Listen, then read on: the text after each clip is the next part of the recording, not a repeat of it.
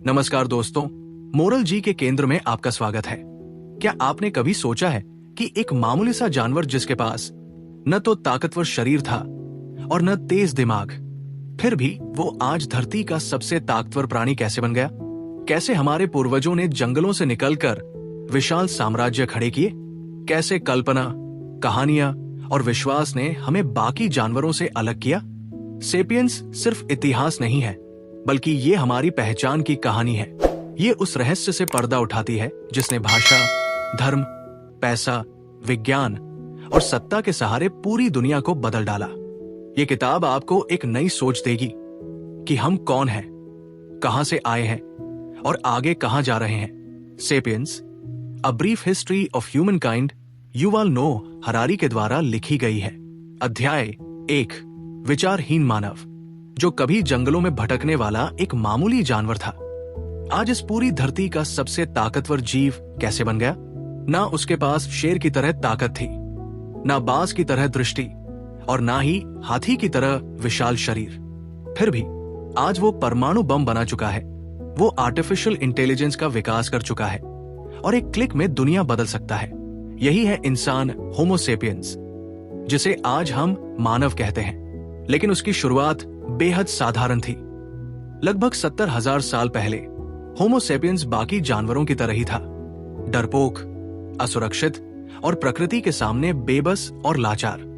मगर फिर कुछ ऐसा हुआ जिसने इंसानी इतिहास की दिशा ही बदल दी। इसे हम कॉग्निटिव रेवोल्यूशन यानी संज्ञानात्मक क्रांति कहते हैं। इंसान कोई एक प्रजाति नहीं था, बल्कि धरती पर एक समय पर कम से कम 6 अलग अलग मानव प्रजातियां मौजूद थी। होमो इरेक्टस, जो 20 लाख साल तक धरती पर जिंदा रहा। होमो निएंडरथैलेंसिस, ताकतवर और ठंडे वातावरण में जीने वाला इंसान। होमो फ्लोरेंसिस, इंडोनेशिया में रहने वाला छोटे कद का मानव। और हम यानी होमो सेपियंस, बुद्धिमान मानव। लेकिन आज सिर्फ सेपियंस ही बचे हैं, बाकी सब विलुप्त हो गए। लेकिन क्या आप इसका कारण जानते हैं? कई लोग इसका कारण हमारे दिमाग को मानते हैं, लेकिन ये आधा सच है, क्योंकि चिंपैंजी का दिमाग भी तेज होता है। डॉल्फिन सामाजिक होती है, हाथी भावनात्मक होते हैं। लेकिन जो चीज इंसान को सबसे अलग करती है वो है हमारी कल्पना। हम वो जीव हैं जो ऐसी चीजों में विश्वास कर सकते हैं जो असल में अस्तित्व में नहीं है, जैसे भगवान, राष्ट्र, पैसा, मानव अधिकार और कानून। इनमें से एक भी प्राकृतिक नहीं है। पेड़, नदी या जानवरों को इनका कोई मतलब नहीं पता। ये सब मानव की साझा कल्पना है और यही कल्पना हमें एक साथ लाती है, हमें एकजुट करती है और हमें शक्तिशाली बनाती है। होमो सेपियंस की असली शक्ति उसका शरीर नहीं, बल्कि उसकी कलेक्टिव फिक्शन यानी सामूहिक कल्पना है। 10,000 लोग एक जगह इकट्ठा होकर एक अदृश्य शक्ति को पूजते हैं और लाखों लोग एक कागज के टुकड़े को इसलिए मानते हैं क्योंकि सरकार कहती है कि इसका एक मूल्य है। ये सब कुछ तभी संभव है जब सभी एक साझा कहानी पर विश्वास करें, और यही सेपियंस की सुपर पावर है। अध्याय 2, हमारी भाषा परिवर्तन का असली औजार है।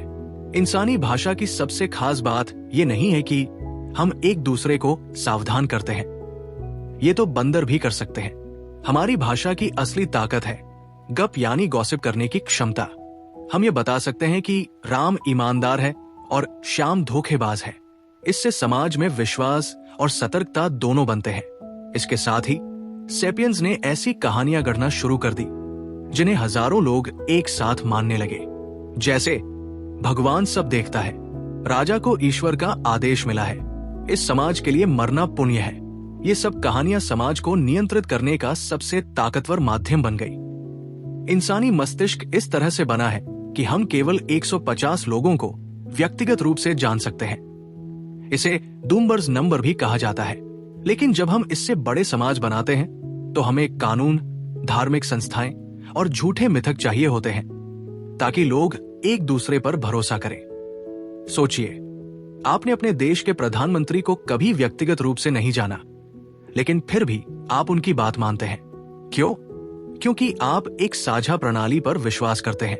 होमो सेपियंस जब अफ्रीका से बाहर निकला और दुनिया के अन्य हिस्सों में पहुंचा तो वहां उसे दूसरी मानव प्रजातियां मिली, जैसे निएंडरथल और डेनिसोवंस।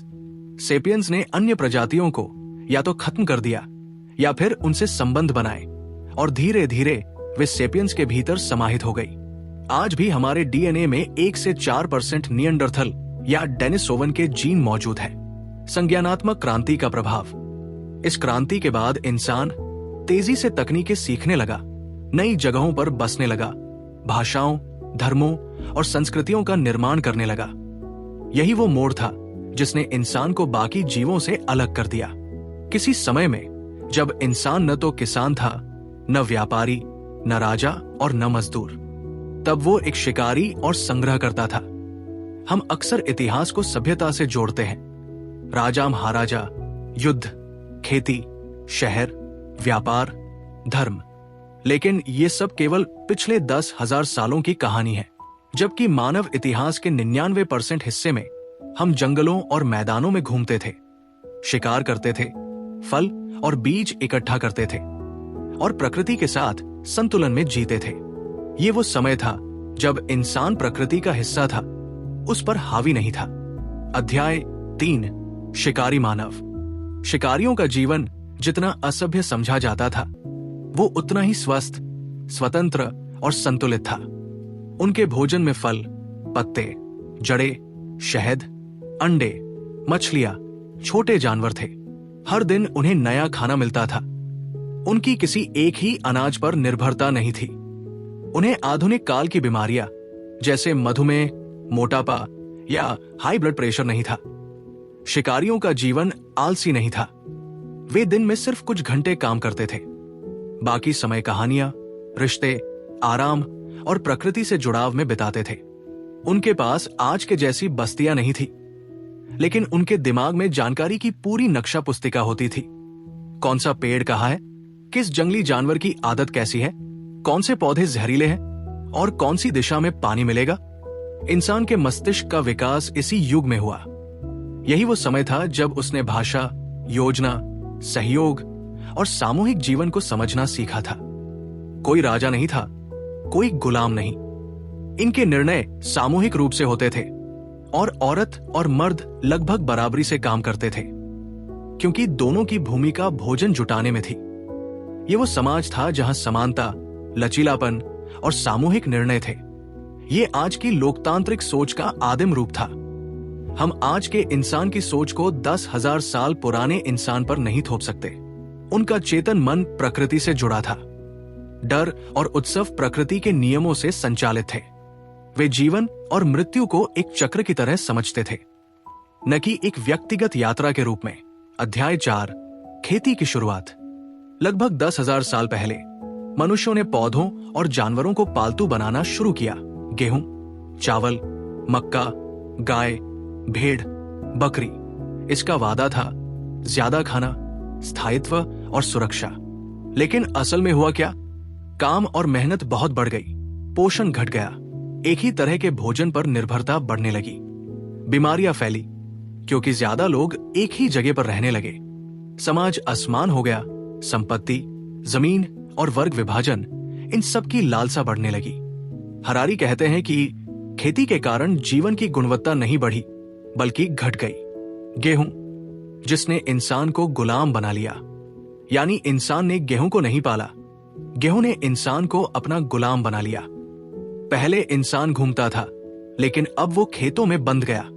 पहले विविध भोजन खाता था, अब एक ही अनाज पर निर्भर हो गया।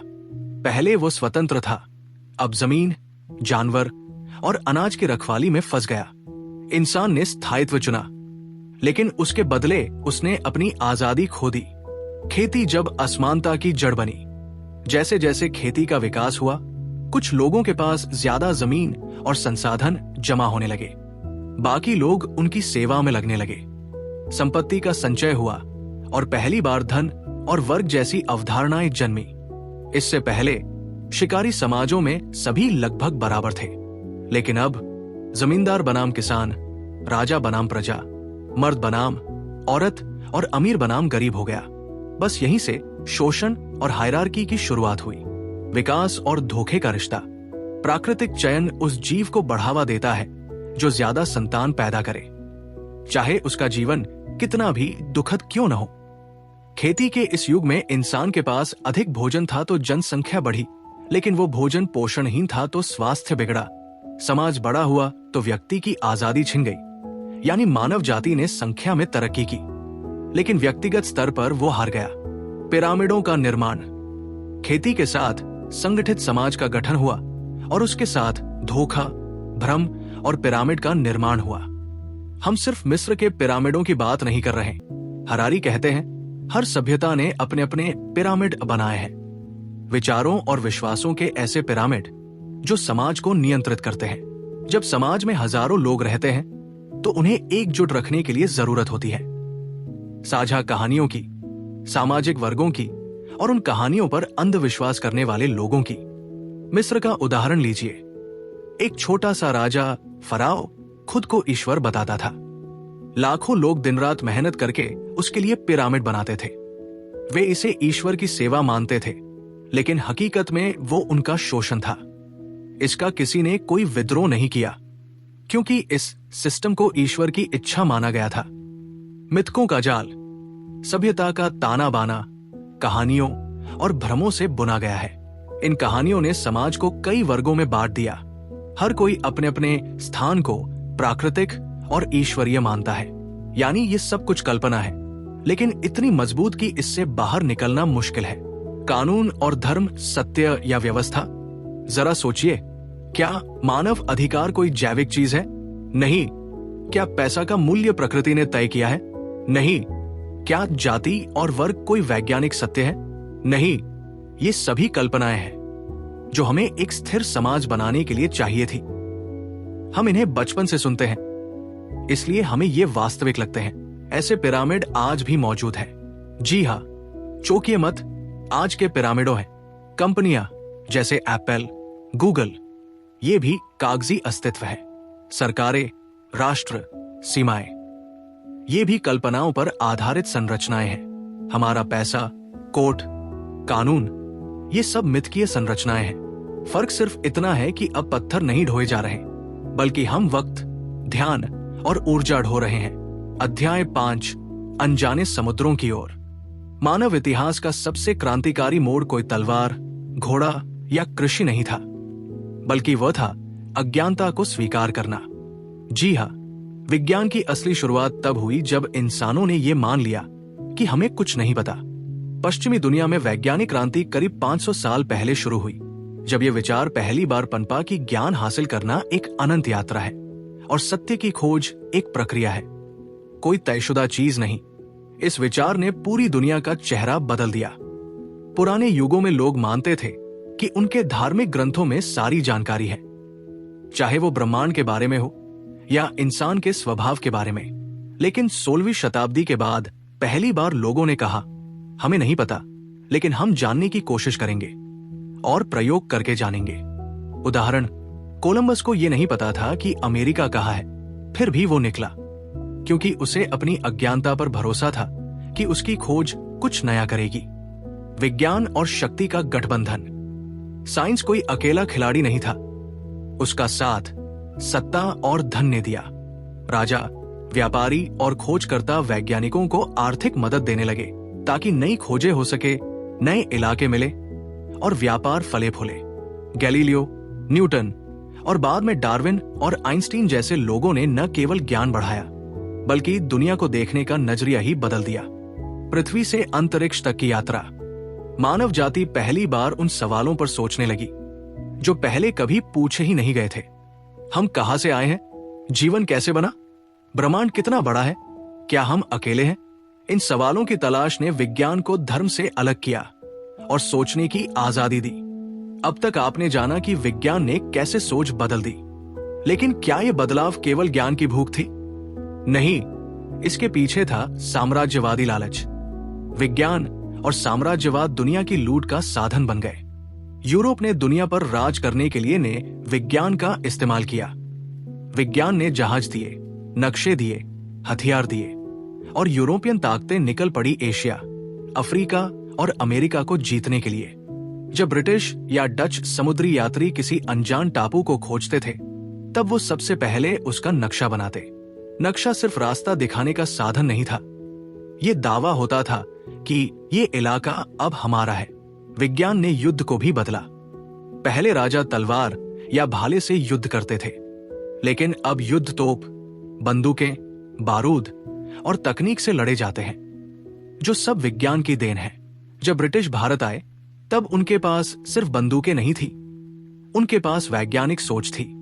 रेलवे, टेलीग्राफ, जनगणना, स्वास्थ्य व्यवस्था, ये सब चीजें बहुत अच्छा प्रशासन नहीं थी, ये भी राज करने के औजार थे। पूंजीवाद की भूमिका, वैज्ञानिक खोजें और साम्राज्यवाद को साथ जोड़ने में पूंजीवाद ने अहम भूमिका निभाई। विज्ञान ने संभावनाएं दिखाई, व्यापारियों ने निवेश किया और सरकारों ने इन्हें संरक्षण दिया। तो आखिर में सवाल यह है, क्या विज्ञान ने मानवता को आजाद किया या वो सत्ता पाने का एक नया हथियार बन गया? अध्याय 6, औद्योगिक क्रांति का विस्फोट। अब तक इतिहास इंसानों, जानवरों और थोड़ी बहुत ऊर्जा के सहारे चलता था, लेकिन अब एक नई ताकत ने दुनिया को हिलाकर रख दिया, और वो ताकत थी औद्योगिक क्रांति। 18वीं सदी में इंग्लैंड से शुरू हुई औद्योगिक क्रांति ने वो कर दिखाया जो आज तक नहीं हुआ था। अब ऊर्जा के लिए इंसान को केवल अनाज, मवेशियों या लकड़ी पर निर्भर नहीं रहना था। अब उसके पास था कोयला, भाप, बिजली और बाद में पेट्रोलियम। अब मनुष्य ने प्राकृतिक ऊर्जा को मशीनों में बदल दिया, और मशीनें किसी भी इंसान या जानवर से 1000 गुना तेज और ताकतवर साबित हुई। पहले खेत में सो मजदूर लगते थे, अब एक ट्रैक्टर सब काम कर देता है। पहले कपड़ा बनाने में महीनों लगते थे, अब एक मशीन सेकंडों में सैकड़ों मीटर कपड़ा बना देती है। ये मशीनें औद्योगिक युग की असली क्रांति बनी, जब समय का गुलाम बना इंसान। पहले इंसान सूरज के हिसाब से काम करता था, लेकिन अब वो घड़ी के हिसाब से काम करता है। Factory time, school time, lunch break, shift, हर चीज समय से बंध गई। अध्याय 7, विज्ञान और साम्राज्य का गठबंधन तथा पूंजीवाद का उदय।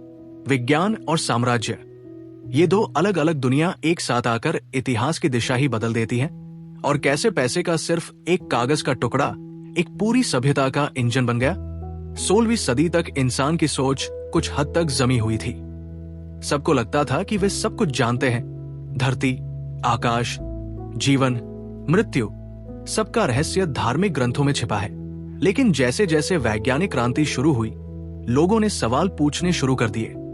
हम सब कुछ नहीं जानते, लेकिन हम जान सकते हैं। ये बदलाव केवल सोच का नहीं था, बल्कि सत्ता का भी था। पुराने जमाने में ज्ञान को केवल धर्म और परंपरा से जोड़ा जाता था, लेकिन अब ज्ञान का प्रयोग गणना और परीक्षण से जोड़ा जाने लगा। साइंस ने मानवता को यह एहसास दिलाया कि अज्ञान कोई शर्म की बात नहीं, बल्कि एक अवसर है, एक नई शुरुआत है। अब बात करते हैं एक और ताकत की, और वो है साम्राज्यवाद। पुराने समय के साम्राज्य ताकत के बल पर चलाए जाते थे, लेकिन आधुनिक साम्राज्य विज्ञान की मदद से विस्तार करने लगे। उदाहरण के लिए, जब यूरोपीय नाविकों ने समंदर पार करके नई दुनिया खोजी, तो उनके पास केवल हथियार नहीं थे, बल्कि नक्शे, खगोल शास्त्र और भूगोल का ज्ञान भी था। जब ब्रिटिश साम्राज्य ने भारत पर शासन किया, तो उन्होंने न सिर्फ प्रशासनिक ढांचे बनाए, बल्कि रेलवे, टेलीग्राम और सर्वेक्षण जैसी वैज्ञानिक व्यवस्थाएं भी लागू की। ये केवल सुविधा नहीं थी, बल्कि एक राजनीतिक रणनीति भी थी। इतिहास में पहली बार ऐसा हुआ कि विज्ञान, पूंजी और साम्राज्य, ये तीनों एक ही दिशा में काम करने लगे। विज्ञान ने नए उपकरण दिए, साम्राज्य ने इनका इस्तेमाल किया, और पूंजीवाद ने इसे फंड किया। पूंजीवाद का उदय। अब बात करते हैं तीसरी सबसे क्रांतिकारी शक्ति की, पूंजीवाद, कैपिटलिज्म। आज हम जो भी उत्पाद, सेवा या तकनीक इस्तेमाल करते हैं, उनके पीछे एक विचार है, और वो है निवेश और लाभ का विचार। लेकिन यह हमेशा ऐसा नहीं था। प्राचीन समाजों में व्यापार तो था, लेकिन वो सीमित था। व्यापार भरोसे पर चलता था, और पैसा केवल एक माध्यम था। पूंजीवाद ने इस भरोसे को एक नई परिभाषा दी। जब बैंकों ने लोन देना शुरू किया, तो उसका आधार यह था कि भविष्य में चीजें बेहतर होंगी, मुनाफा होगा और पैसा वापस आएगा। यही वो सोच थी जिसने औद्योगिक क्रांति को जन्म दिया। इन्वेस्ट करो, मुनाफा कमाओ, फिर से इन्वेस्ट करो। यही पूंजीवाद का चक्र है जिसने दुनिया को आज जिस गति से आगे बढ़ाया है वैसा इतिहास में पहले कभी नहीं हुआ। पुर्तगाल, स्पेन, डच, ब्रिटेन, इन देशों ने न केवल समुद्री रास्तों का प्रयोग किया बल्कि प्राइवेट कंपनियों का गठन किया, जैसे कि डच ईस्ट इंडिया कंपनी और ब्रिटिश ईस्ट इंडिया कंपनी। इन कंपनियों ने राजाओं की तरह व्यवहार किया। उनके पास अपनी सेनाएं थी, कानून बनाने की शक्ति थी और सबसे जरूरी, इनके पास लाभ कमाने का लक्ष्य था। लेकिन इसके साथ ही पूंजीवाद की कुछ काली सच्चाइयां भी थी। अफ्रीका से गुलामों को पकड़कर अमेरिका ले जाया गया। भारत जैसे देशों को आर्थिक रूप से लूटा गया। एशिया और अफ्रीका को केवल रिसोर्सेज और मार्केट्स की तरह देखा गया। पूंजीवाद ने समृद्धि तो बढ़ाई, लेकिन असमानता भी बहुत तेजी से बढ़ने लगी। पूंजीवाद और मनोविज्ञान। आज हम पूंजीवाद के गुलाम बन चुके हैं। आज हर चीज एक प्रोडक्ट बन चुकी है, चाहे वो शिक्षा हो, स्वास्थ्य हो या समय। हमारी जिंदगी एक दौड़ बन चुकी है जिसमें हम लगातार अधिक कमाने की होड़ में लगे हैं। पूंजीवाद ने उपभोग को ही जीवन का लक्ष्य बना दिया है। आप एक नया फोन खरीदते हैं, फिर नया मॉडल आता है, आप फिर खरीदते हैं। ये एक अंतहीन चक्र है जिसे कंपनियां, विज्ञापन और सोशल मीडिया मिलकर चला रहे हैं। पूंजीवाद तभी टिक सकता है जब हम लगातार असंतुष्ट रहें। अध्याय 8। क्या आज हम पहले से ज्यादा खुश हैं? हमने इतिहास में इतना कुछ हासिल कर लिया, खेती, साम्राज्य, विज्ञान, उद्योग, लेकिन क्या इससे हमारी खुशी बढ़ी? हजारों सालों की तरक्की का इंसानी सुख और मानसिक शांति पर क्या असर पड़ा? भौतिक तरक्की और मानसिक स्थिति। हमारे पूर्वज आज के मुकाबले बेहद कठिन जीवन जीते थे। भूखमरी, बीमारियां, हिंसा और असुरक्षा, ये सब आम बात थी। लेकिन आज जब हम खाने पीने, चिकित्सा और सुरक्षा में बेहद आगे बढ़ चुके हैं, तो क्या हम सचमुच पहले से ज्यादा खुश हैं? खुशी एक मनोवैज्ञानिक अवस्था है जो बाहरी चीजों से नहीं बल्कि आंतरिक संतुलन और तृप्ति से आती है। बहुत से लोग भले ही अमीर हैं, लेकिन वो अंदर से खाली और तनाव में रहते हैं। डोपामिन और खुशी। हरारी वैज्ञानिक दृष्टिकोण से समझाते हैं कि खुशी अक्सर हमारे मस्तिष्क के रसायनों जैसे डोपामिन, सेरोटोनिन से संचालित होती है। ये रसायन हमारे अनुभव को सकारात्मक या नकारात्मक बनाते हैं। दुर्भाग्य से ये हार्मोन जल्द ही एक नए सामान्य को अपना लेते हैं, यानी जो चीज आज खुशी देती है वो कल आदत बन जाती है। आधुनिक मानव अपने जीवन की गुणवत्ता की तुलना अपनी उम्मीदों से करता है। जैसे जैसे हम भौतिक रूप से बेहतर होते गए, हमारी अपेक्षाएं भी बढ़ती गई। पहले जो चीज लग्जरी थी, आज वो जरूरत बन चुकी है, और जब हमारी अपेक्षा पूरी नहीं होती तो दुख आता है। प्राचीन मानव के पास गहरे सामाजिक संबंध और मजबूत समुदाय थे। आज तकनीक ने भले ही संचार को आसान बनाया हो, लेकिन अकेलापन और सामाजिक अलगाव भी बढ़ा है। हम एक दूसरे से जुड़े जरूर हैं, लेकिन भावनात्मक रूप से बहुत दूर हो गए हैं। अब सवाल यह है कि हम इंसान आगे क्या बनने वाले हैं, या हम इंसान रह भी पाएंगे कि नहीं। होमो सेपियंस का अंत संभव है, लेकिन ये अंत मृत्यु से नहीं बल्कि विकास और तकनीकी बदलाव से होगा। बायोटेक्नोलॉजी और कृत्रिम बुद्धिमत्ता। आज वैज्ञानिक जेनेटिक इंजीनियरिंग, एआई और न्यूरोटेक्नोलॉजी की मदद से नए किस्म के प्राणी बनाने की कोशिश कर रहे हैं। इंसान को सुपर इंटेलिजेंट, सुपर हेल्दी और अमर बनाने की होड़ लगी है। तकनीक आने वाले समय में हमें डेथ यानी मृत्यु को एक तकनीकी समस्या मानने पर मजबूर कर देगी। कई वैज्ञानिक मानते हैं कि अमरता एक वैज्ञानिक लक्ष्य बन चुका है, जिसमें शरीर को रिपेयर करना, अंग बदलना या दिमाग को डिजिटल रूप में अपलोड करना शामिल है। एआई दिन ब दिन ज्यादा तेज और आत्मनिर्भर हो रहा है, लेकिन चेतना केवल इंसान में है, कम से कम अभी तक। अगर बुद्धिमत्ता और चेतना का रास्ता अलग हो गया तो हमें सोचना होगा कि अब निर्णय कौन लेगा, इंसान या मशीन। भविष्य की इन नई संभावनाओं के साथ बड़े नैतिक और सामाजिक खतरे भी हैं। अमीर लोग अपनी संतान को बेहतर जीन देकर सुपर ह्यूमन बना सकते हैं, जिससे जैविक असमानता आएगी। एआई गलत हाथों में गई तो राजनीतिक दमन और निगरानी तंत्र का खतरा पैदा होगा। मनुष्य के अस्तित्व का उद्देश्य ही बदल सकता है, और तब हमारी परंपरागत मानवता भी मिट सकती है। अब अंतिम संदेश। अब जब हम भगवानों की तरह ताकतवर हो चुके हैं, तो क्या हम जानते हैं कि हम क्या बनना चाहते हैं? हम इतिहास के सबसे निर्णायक मोड़ पर खड़े हैं। तकनीक और विज्ञान हमें एक उज्जवल भविष्य भी दे सकते हैं और विनाश की ओर भी ले जा सकते हैं। अब ये चुनाव हमारा है। दोस्तों, हजारों सालों की इस कहानी का आखिरी अध्याय अभी लिखा जाना बाकी है और वो लेखनी हमारे हाथ में है। क्या हम जिम्मेदारी से उसे लिख पाएंगे? धन्यवाद।